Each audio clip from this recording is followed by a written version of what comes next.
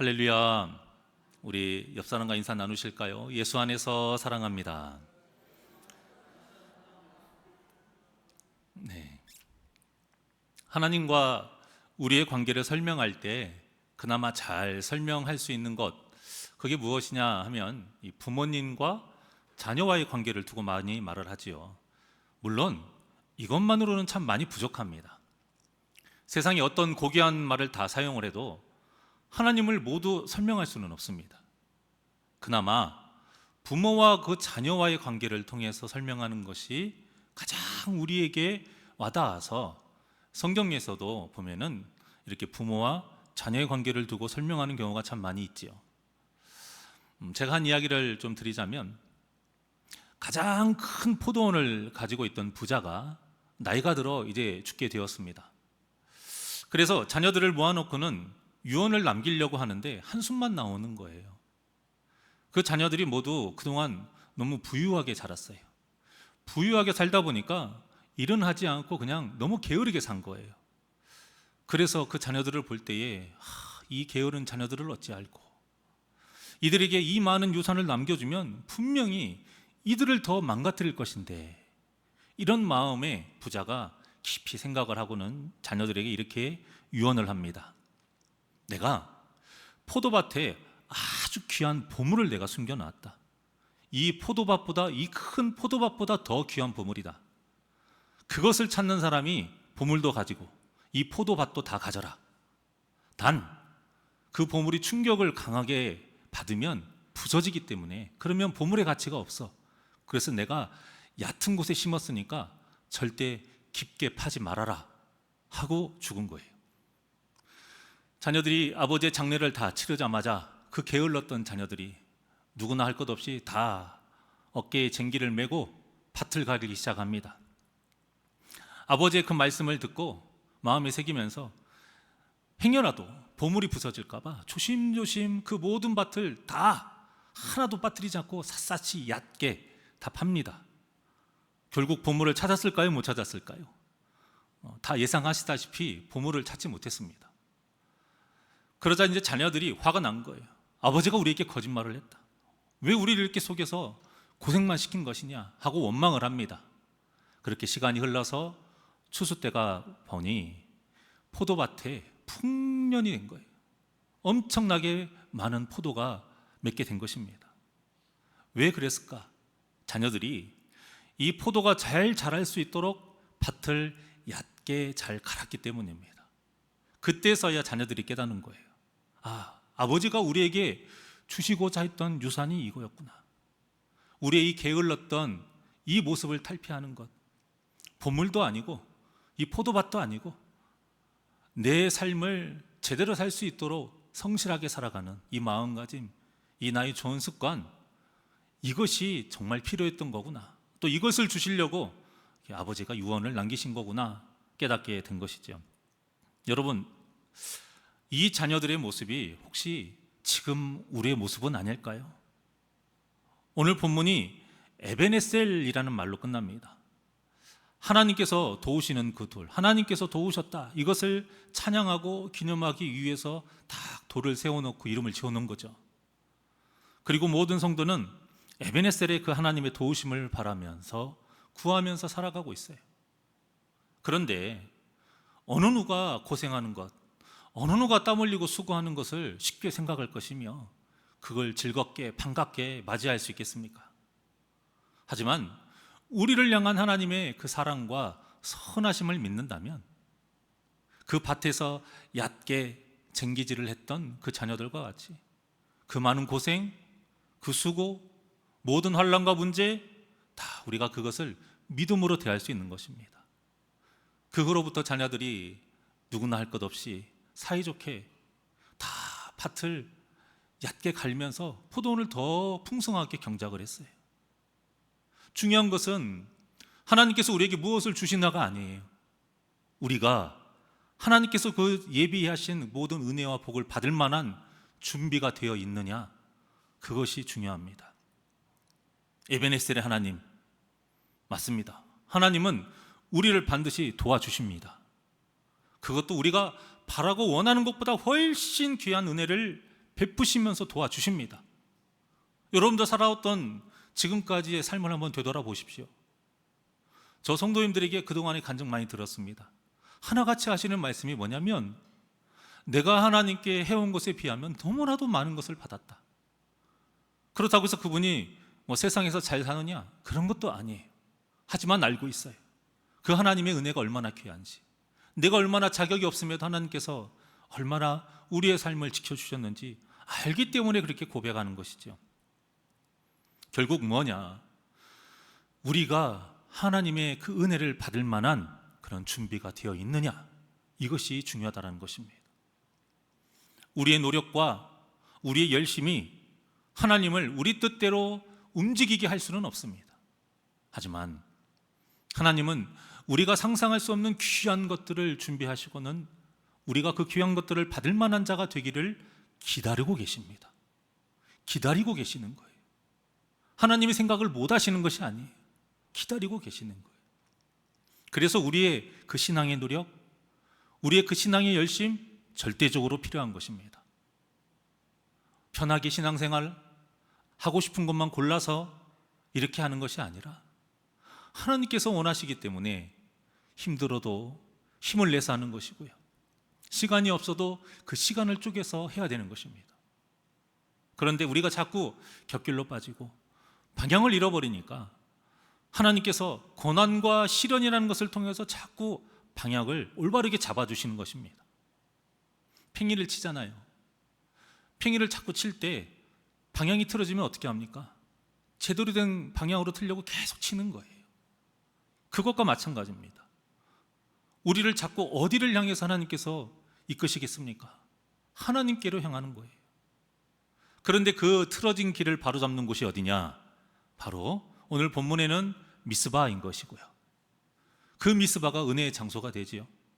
그렇다면 오늘날 그리스도인들에게 이 은혜의 장소가 어디일까요?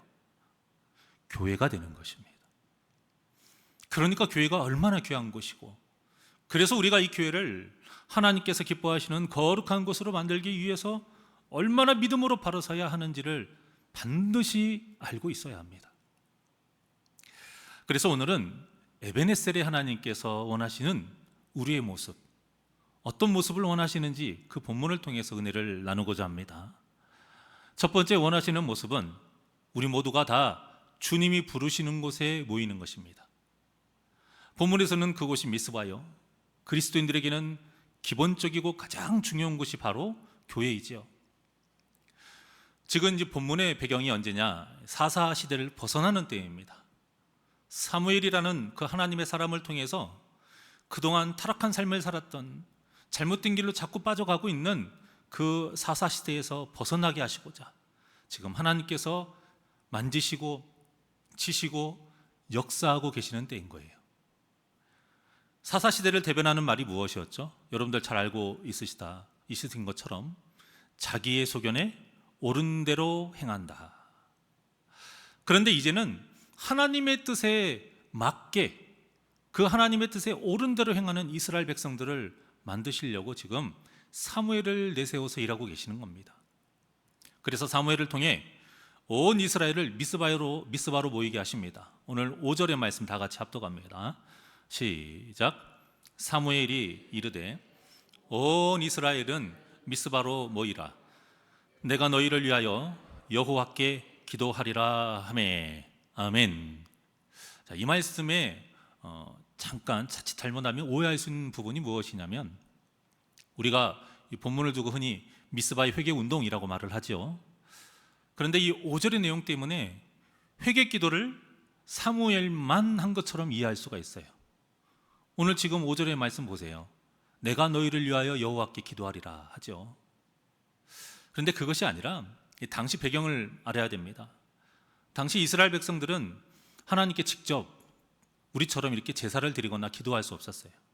반드시 중보의 역할을 하는 제사장이 필요했습니다. 그래서 그 제사장을 통해서 제사를 드리고 기도를 드리게 한 거예요.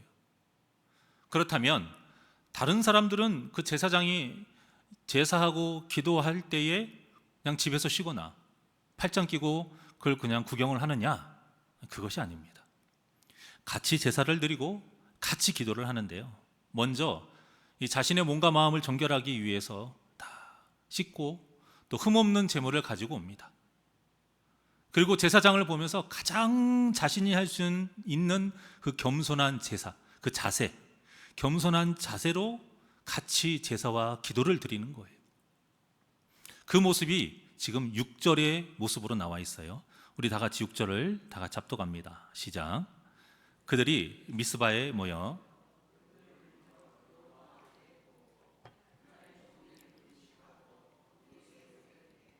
우리가 여호와께 범죄하였나이다 하니라. 사무엘이 미스바에서 이스라엘 자손을 다스리니라. 아멘. 자, 여기에 보면 처음에 어떤 모습입니까? 물을 길어 여호와 앞에 부었죠. 이것은 무슨 뜻이냐면 자신의 죄를 애통해하면서 회개하면서 쏟아내는 모습이에요. 그렇게 해서 자신의 죄를 정결하게 씻으려고 하는 그 행위입니다. 그리고는 종일 뭐 했다고 나오죠? 금식했다고 나옵니다. 그냥 금식만 한 것이 아니에요. 금식이 중요한 게 아니고 금식을 하는 그 마음, 또 금식할 때의 그 모습이 중요한데 어떻게 했느냐? 금식하면서 자신의 죄를 입으로 낱낱이 고한 거예요. 진실되게 고백하고 진실되게 회개한 것입니다. 여러분, 꼭 예배 형식을 이렇게 갖춰서 교회에서 예배하는 것만이 예배가 아니에요. 하나님을 향한 모든 그 아름다운 행위가 다 예배입니다. 기도하는 거, 찬양하는 거, 말씀 묵상하는 거, 헌금하는 거, 헌신하는 거, 세상에서 말씀에 순종하는 거, 금식하는 거, 여러분들 뭐 작정 기도하는 거, 다 하나님을 향한 예배예요. 특히 이 본문에서 행한 이스라엘 백성들의 금식은 아주 중요합니다. 우리가 먹지 않으면 어떻게 되죠? 죽잖아요. 물론 뭐 하루 종일 굶는다고 해서 우리가 죽는 것은 아닙니다. 그렇지만 이것을 지금 상징적으로 표현하고 있는 것이죠. 행하면서 저희가 온전히 하나님의 은혜로만 살겠습니다. 지금 그렇게 고백하고 구하고 결단하는 것, 이게 바로 금식입니다. 그래서 우리 삶에도 하나님을 향해 이렇게 금식하면서 온전히 하나님의 은혜를 구해야 할 때가 있는 그런 중요하고 급박한 때가 생겨나게 되는 거예요. 제가 지금까지 뭐 일천번제, 작정기도, 금식기도, 철학기도 이런 것에 대해서 제가 많이 전하면서 우리의 잘못된 마음가짐, 이것으로 이러한 좋은 것들을 퇴색시키지 말자, 이런 제가 경고의 메시지를 전한 적이 많이 있죠.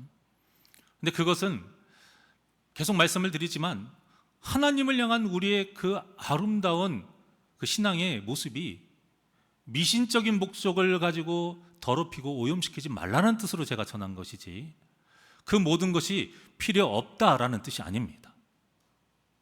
그래서 오늘 본문에 이 금식에 관한 말씀이 있어서 제가 지금 같이 전하는 거예요. 우리가 살면서 특별하게, 다급하게, 절실하게 더욱더 하나님을 독대해야 될 때가 있어요. 하나님을 간절히 붙잡아야 할 때가 있다라는 것입니다. 야복강에서 야곱이 밤새도록 씨름했던 것처럼 하나님께 간구하면서 매달려야 하는 그 때가 누구에게나 있다라는 거예요. 그때 성도가 무엇을 해야 되느냐? 본문과 같이 금식 기도를 해야 되고요, 작정 기도를 하거나 철학 기도를 하면서 하나님께 매달리는 것입니다. 물론 이 중에 어떤 모습으로도 하나님을 우리가 원하는 대로 움직이게 할 수는 없습니다. 하지만 하나님은 우리에게 큰 문제가 있을 때에, 또 일부러 그런 문제를 주실 때에 온전히 우리가 하나님만을 바라보고 하나님께만 매달리는 그 순전한 믿음의 모습을 바라고 계신다라는 이 사실을 기억하시기를 바랍니다. 그냥 주시는 것이 아니에요. 심심해서 주시는 것이 아니란 말입니다. 반드시 우리에게 요구하시고 필요하시는 그 모습이 있어요. 그때를 우리가 일단 놓치지 않아야 됩니다. 그때를 놓치지 않고 바로 붙잡아야 돼요. 어떤 모습이든지. 무엇이 정답은 없습니다. 하지만 지금까지 기도했던 것처럼 하면 안 돼요. 더 구하고 더 특별하게 붙잡아야 돼요.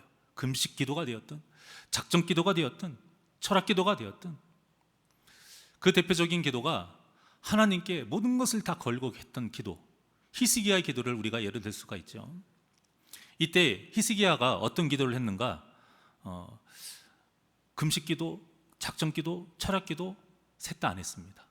자, 열왕기하 20장 1절에서 3절까지 합독합니다. 시작.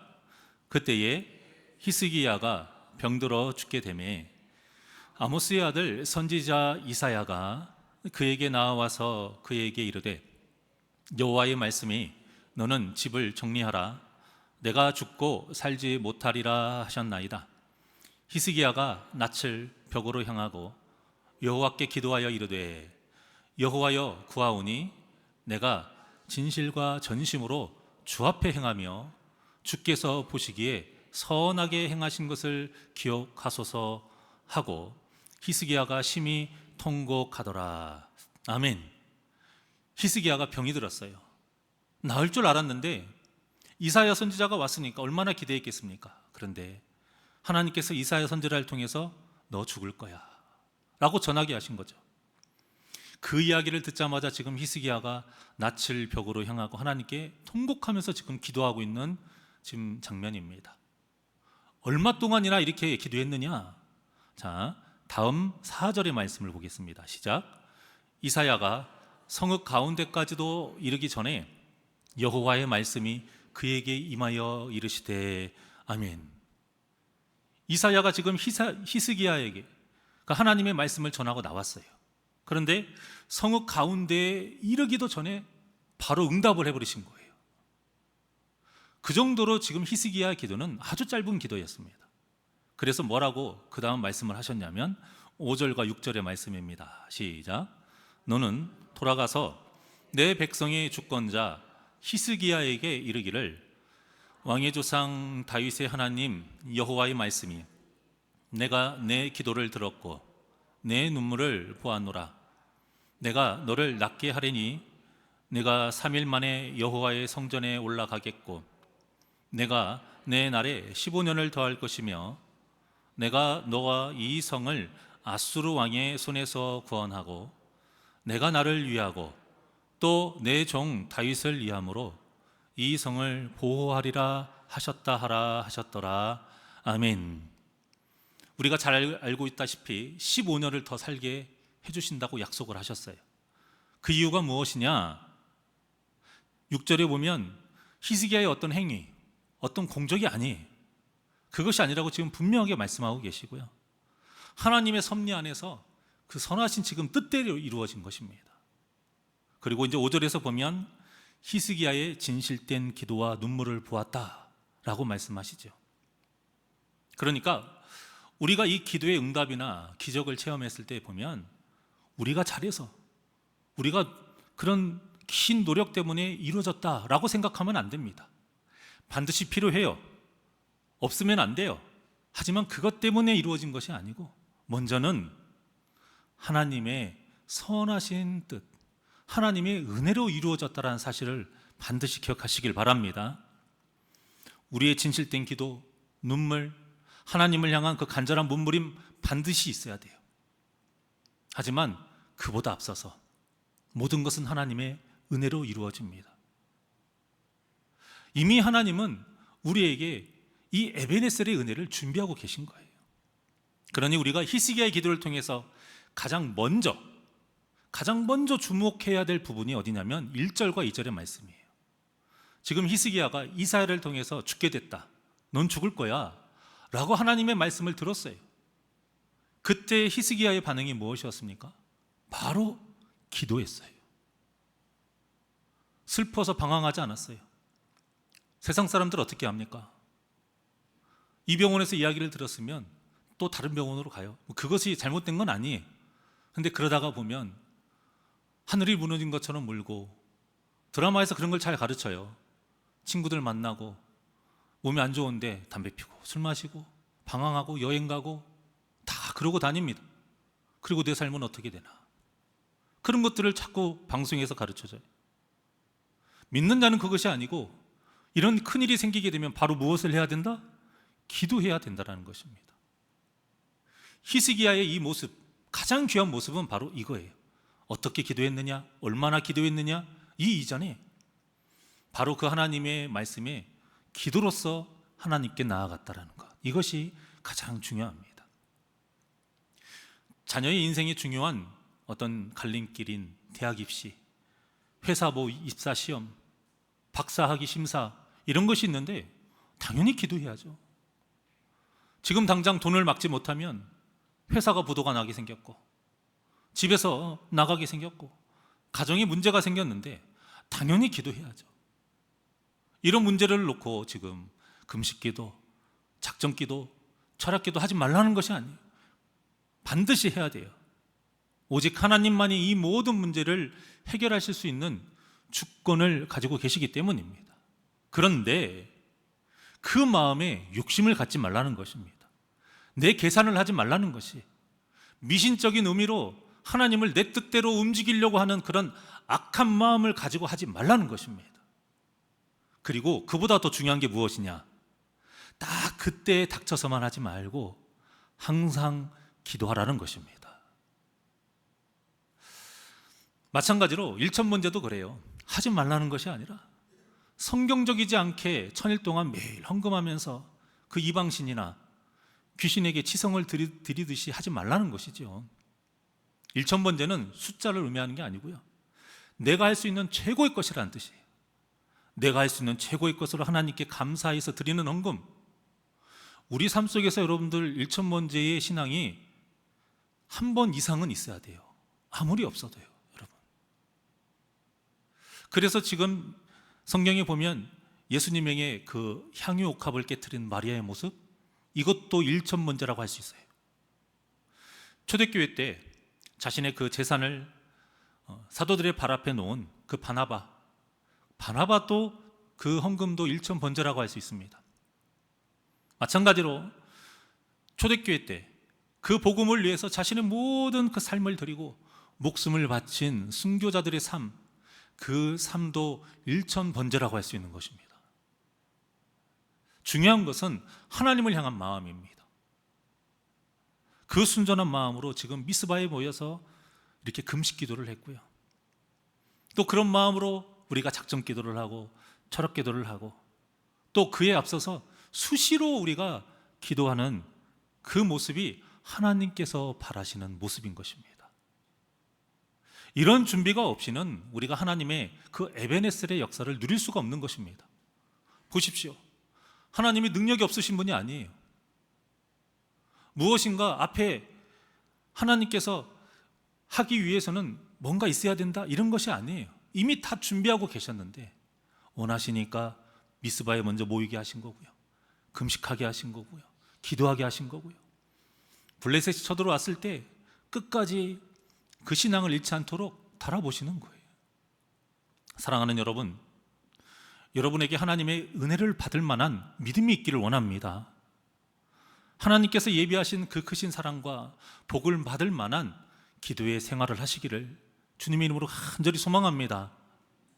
그래서 하나님의 은혜를 누리고 기적을 체험하셔서 이 땅에 더 담대하게 하나님을 전하는 우리 복된 성도님들이 되시기를 주님의 이름으로 간절히 축원합니다. 어디에서부터요? 하나님께서 부르시는 은혜의 장소, 이 귀한 예배당에서요.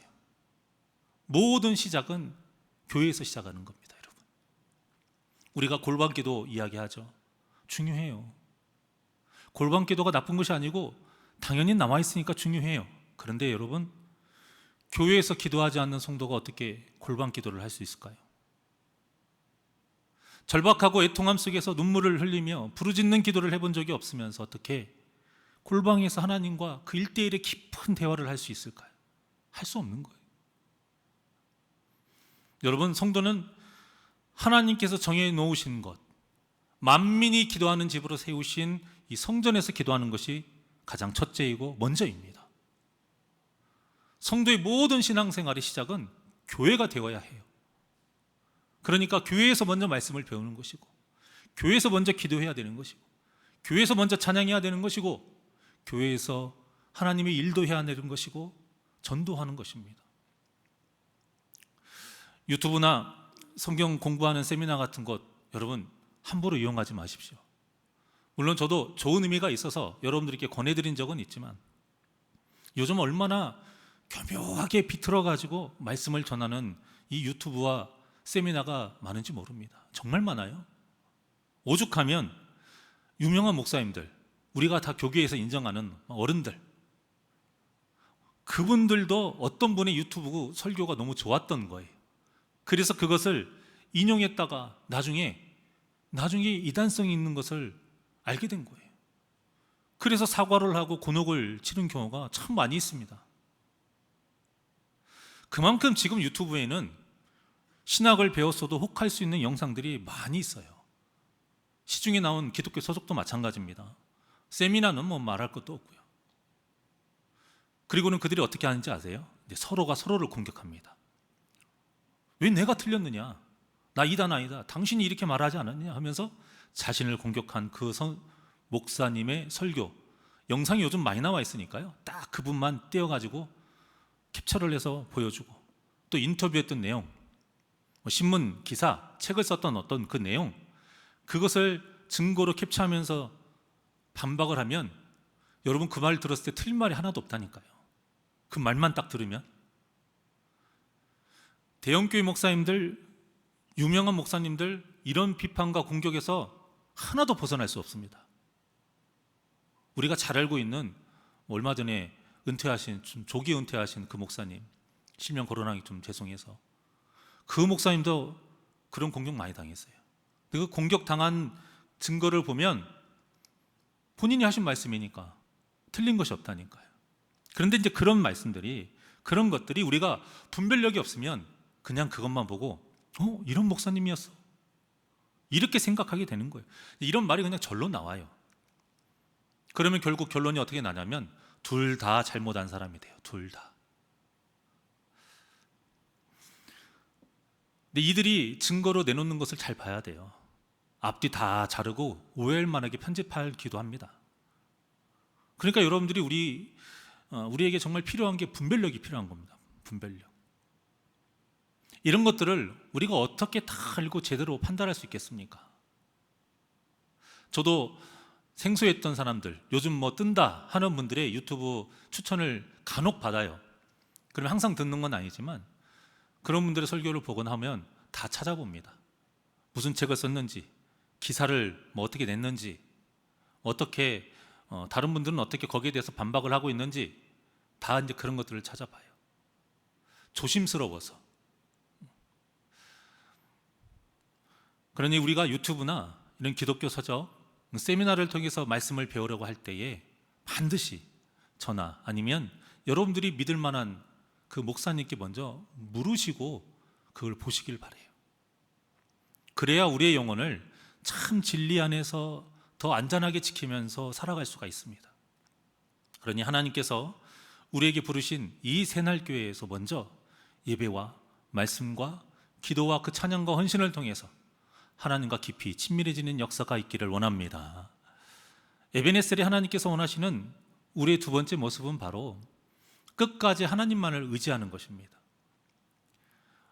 우리가 신앙생활을 하다 보면 당혹스러울 때가 많이 있어요.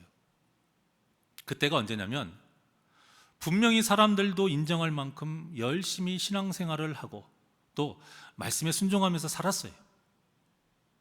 그런데 너무 큰 문제가 막 닥칠 때가 있다는 거예요. 오늘 본문이 지금 이런 경우예요. 지금 이들이 미스바에 모여서 전무후무한 지금 회개를 하고 있어요. 얼마나 큰 역사입니까? 지금 그렇게 하나님만을 붙들고 있는 상태예요. 그렇다면 우리의 상식으로 봤을 때 그 다음 어떤 일들이 펼쳐져야 할까요? 하나님께서 이스라엘 백성들을 용서하시고 복과 은혜를 베풀어 주신 그런 이야기가 쫙 나와야 얼마나 아름답습니까? 그런데 오히려 생각지도 못한 더 큰 문제가 생겨나 버린 거예요.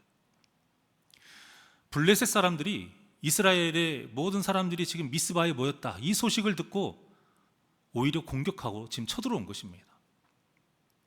미스바에 모였다는 그 소식에 블레셋 사람들이 오해를 한 거예요. 아, 이들이 지금 다 같이 합력해가지고 우리를 공격하려고 하는구나.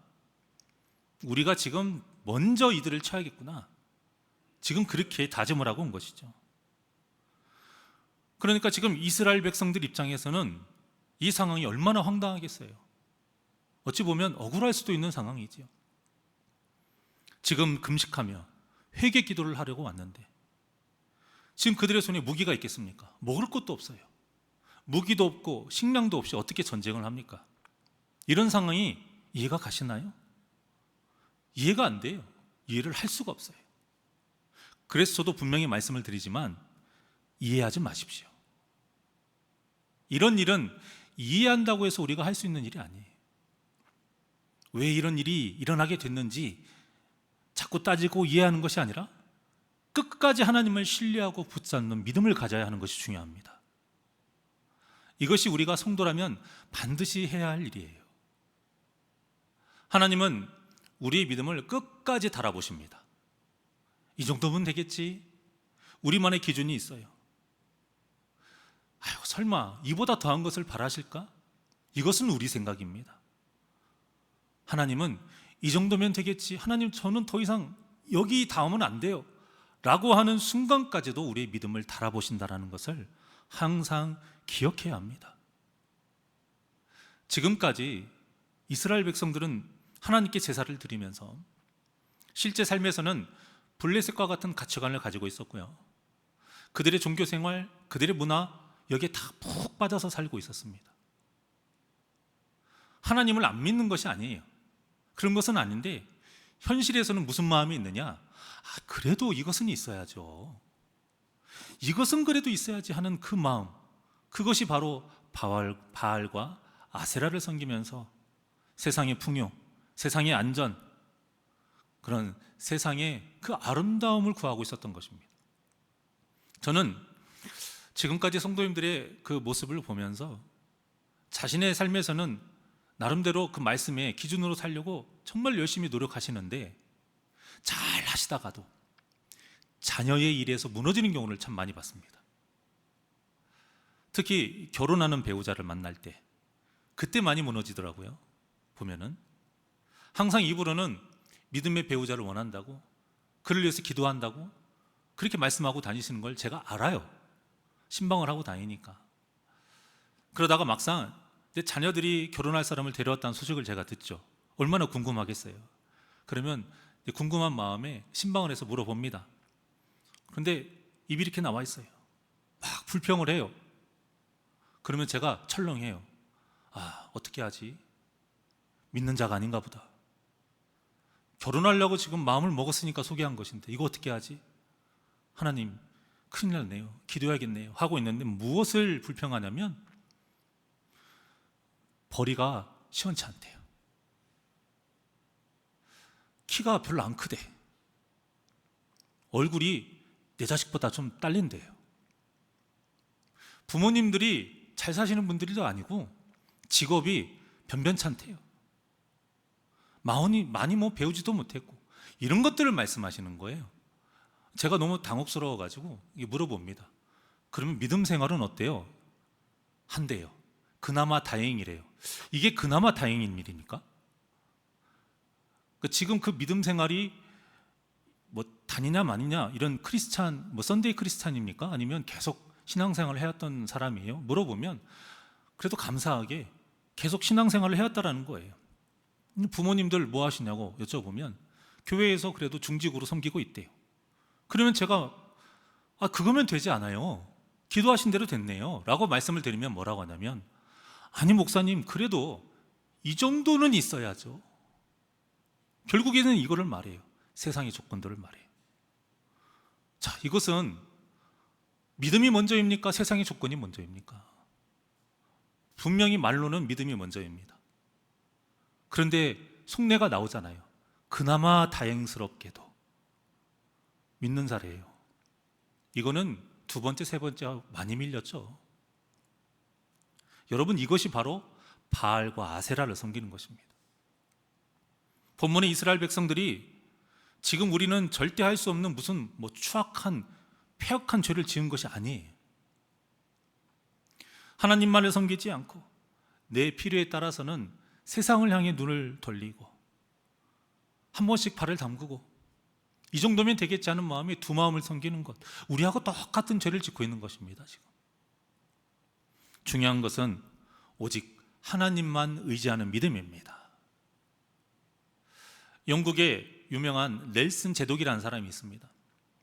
그 사람은 전쟁을 하러 나가기 전에 항상 마음속에 시편 127편 1절의 말씀을 묵상하고 나갔대요. 우리 한번 합독해 보실까요? 시작. 여호와께서 집을 세우지 아니하시면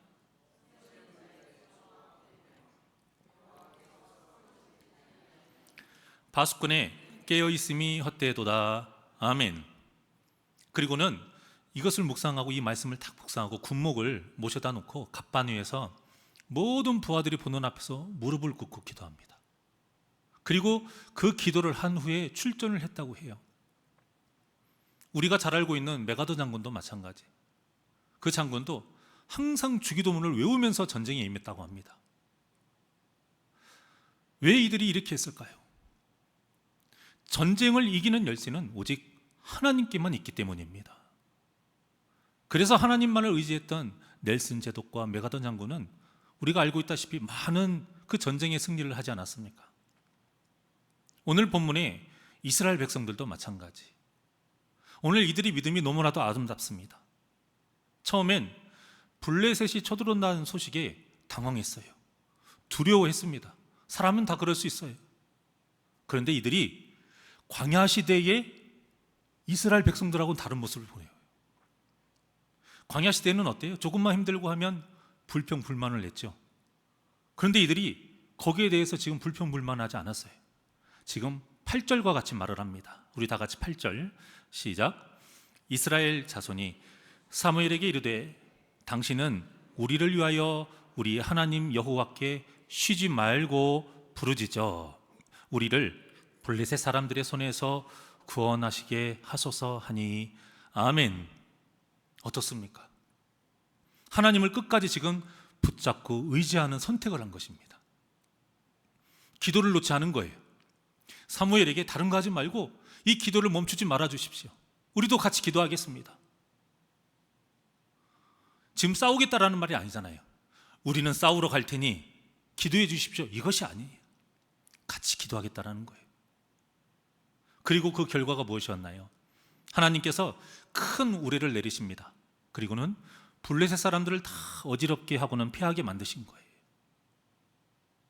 성도는 일평생을 믿음의 선한 싸움을 싸워야 하는 십자가 군사입니다. 이 믿음의 선한 싸움을 싸우면서 우리가 이기려면 어떻게 해야겠습니까? 본문의 이 이스라엘 백성들과 같이 끝까지 전쟁의 주권을 가지고 계신 하나님만을 의지해야 하는 것입니다. 사랑하는 여러분, 우리가 준비가 되어 있어야 합니다. 하나님은 이미 준비가 다 되어 계세요. 우리가 하나님께 이것 준비해 주세요, 저것 준비해 주세요 할 필요가 없다니까요. 우리는 그런 자격도 없어요. 우리는 그저 우리의 요구보다 더 귀한 것으로 이미 예비해 놓으신 이 하나님의 선하심을 믿고 은혜 받을 만한 자가 되도록 우리가 준비하면 되는 것입니다. 그 준비가 무엇이냐? 하나님께서 부르신 곳에 모여 예배하면서 기도하며 하나님을 붙드는 것, 그리고 한두 번 붙들고 마는 것이 아니라 이 붙드는 믿음을 지키면서 끝까지 하나님만을 의지하며 살아가는 것, 바로 이것입니다. 이 귀한 믿음으로 에베네셀의 역사를 풍성하게 누리는 우리 복된 새날교회와 여러분이 되시기를 주님의 이름으로 간절히 축원합니다. 아멘. 우리 부르신 곳에서 하나님께 찬양하죠.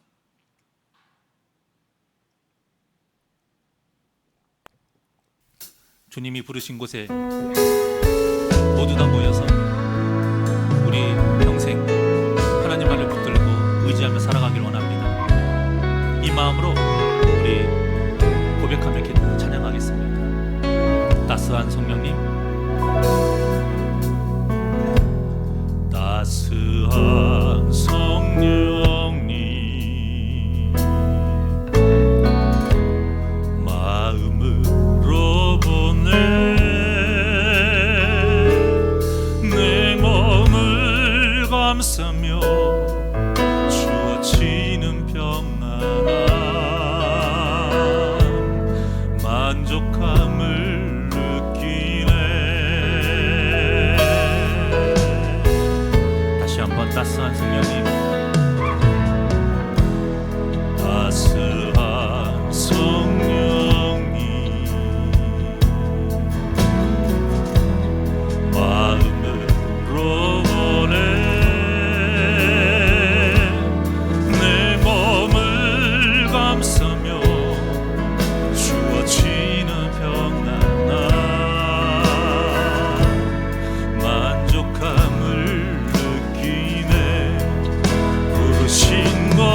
곳에서 나는 예배하네.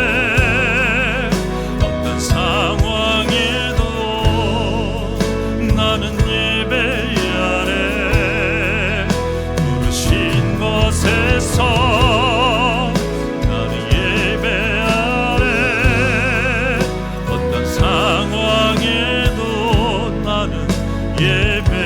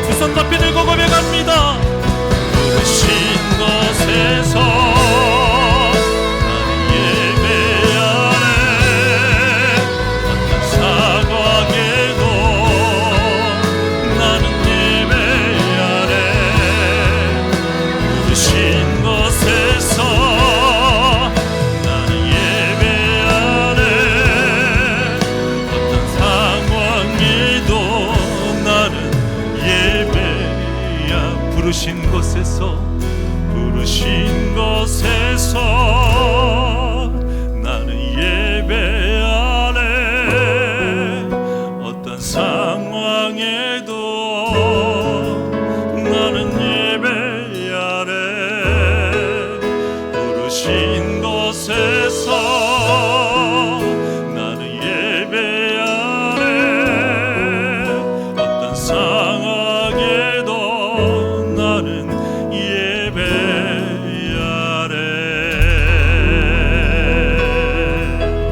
기도하시겠습니다. 사랑의 하나님, 언제나 주님께서 부르신 그곳에서 하나님께 예배하는 삶을 살게 하여 주시옵소서.